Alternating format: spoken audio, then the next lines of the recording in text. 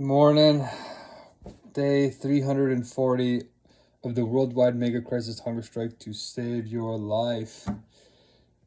It's been about 115 hours of no food, I think. We're getting on to day 5 already of no food. Can you believe that? Feels like I was just eating yesterday. So how can I be on day 330 or 340 if it's only been 5 days without food? Well, it's because because of what you guys are doing with this core training on how to change the world, a new universal logic.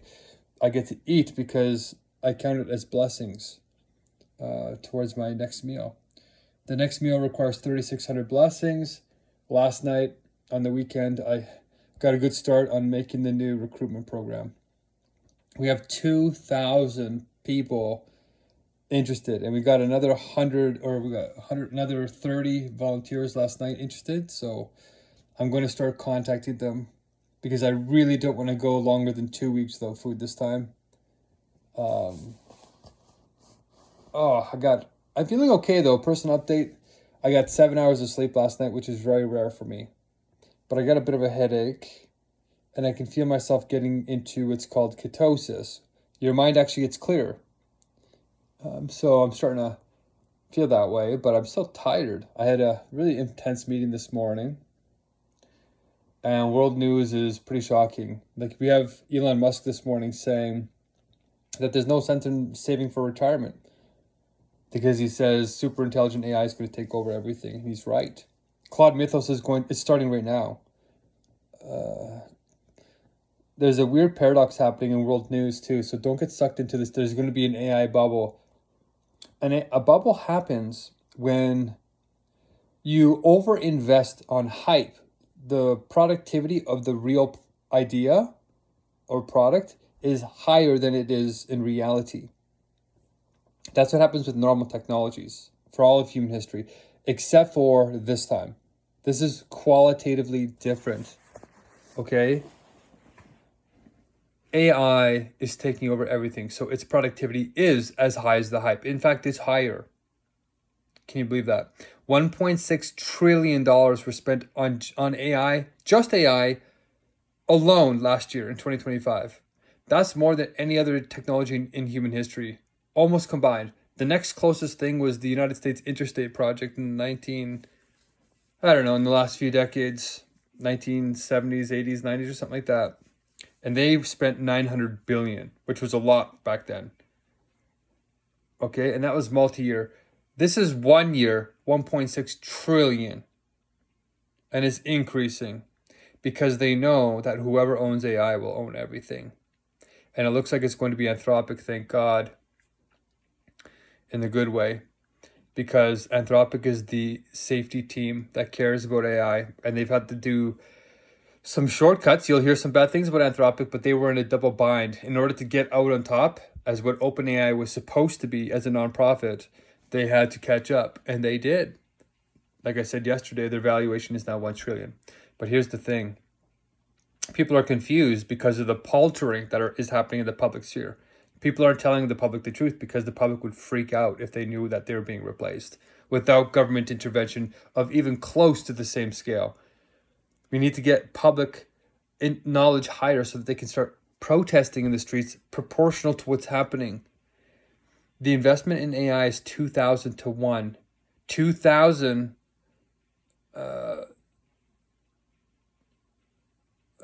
2,000 times higher in AI productivity investment compared to AI safety. I don't know if it's exactly 2,000 times, but it's much higher. Something is 10,000. That means for every $10,000 being put into AI productivity, $1 is being put into safety. It's extreme. So if the public knew what was happening, they would be in the streets protesting. That would put pressure all around the world for these companies and these AI nations to put rules in place to regulate it, and hopefully based on universal logic. But the public is being deceived on something called paltering, where very educated people tell half-truths. They're still good people. They're trying to do the best that they can. but they're getting away with this half-truthing. And it's hard to track down. For example, they're saying, well, if AI is not in the bubble, then why isn't the productivity going sky high in the United States, for example? There was only a 0.2% uptick in global GDP, in the United States GDP, gross domestic product, which doesn't seem to line up with $1.6 trillion of investment. That's like 63% of all the investing happening in the United States is going towards AI. That's a lot. So it's draining from other industries, but that's because AI is going to do those industries. So how do you explain this contradiction? If AI is so powerful, not in a bubble, why isn't there more productivity? And what you need to realize is that AI is in the beginning stages, meaning it's replacing people as fast as they're being let go. So it's not like we have AI and then all the old productivity. We have a whole bunch of people being laid off, like 78,000 high-value tech jobs are being laid off while it's replacing them. And there's a lot of bug checking. And a lot of people think, well, see, AI is not that productive because it's making bugs. But the reality, okay, is that humans are being used to check those bugs and fix them. And we think, okay, fix the bug. But it's not just fixing bugs. It's training the AI to get better, to replace them so that the bug checking isn't needed in the future. That's where we're going to start seeing the leverages, and it's going to happen explosively fast because of Claude Mythos. Claude Mythos is way ahead of the race. Like 2 weeks in the AI world is a long time. And it might be even a month ahead of everybody else because they used Claude to code itself into Claude Mythos. Now, Claude Mythos is coding the next version of Claude Mythos 2, which they might give a different name. But this is the breaking point. This is where it's so powerful. It's seeing what are called zero-day vulnerabilities in all the software we're using, meaning that human beings for decades, the smartest humans, have not been able to find thousands of bugs. And it did in like a day, apparently, or within a week.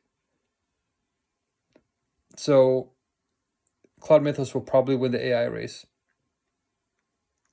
or lead it in the next couple of weeks to within 3 months for sure. Because they made that version with a lower version of Claude. They made Claude Mythos with a lower version of normal Claude in 3 months. So maybe 4 months. This one is supposed to be 10 times more powerful. So it'll take 10 times less time, you would think, to make a better version, not just the same version, a better version. So it will be at least twice as good as the current Claude Mythos. And the next version after that will come twice as fast and twice as powerful. It will go into the singularity.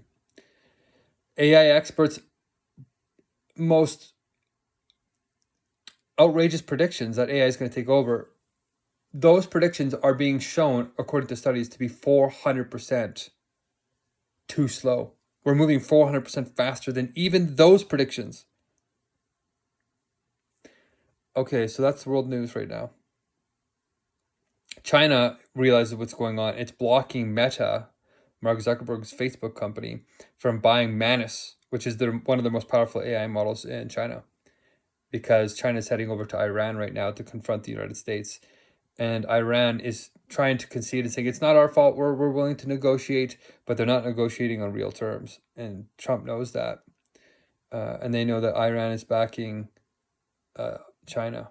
So we need universal logic. Messiah has come. We can change the situation miraculously fast with your help. If you do the core training, which we should cover next.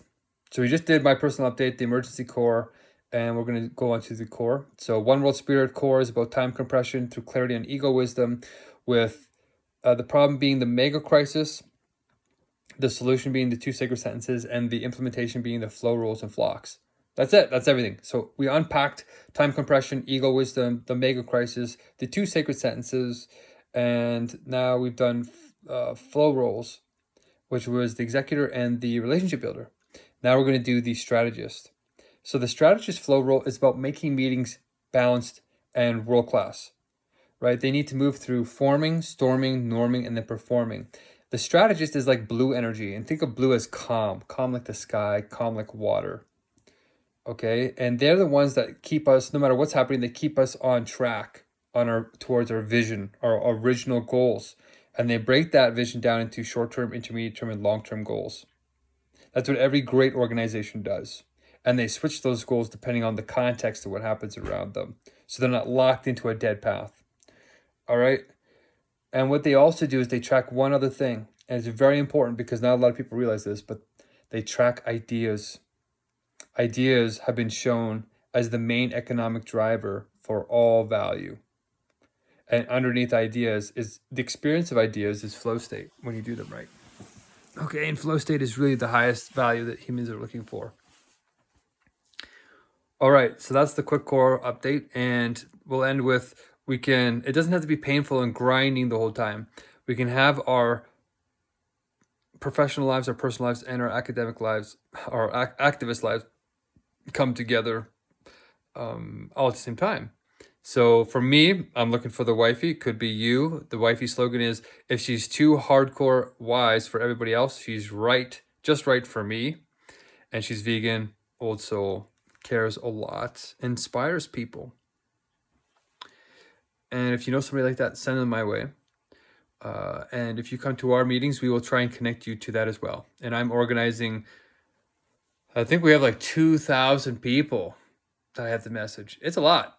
The ads have been running all month, and they deleted a couple ads, but I appealed them on international human rights treaties, and it worked. They re-implemented the ad 2 days ago, and then we ran a second ad on that, and we've already gotten a lot coming in. So people are starting to wake up, but they're waking up a little bit too slowly. Time is of the essence. So, all right, stay blessed. We'll see you tomorrow. Keep sublating.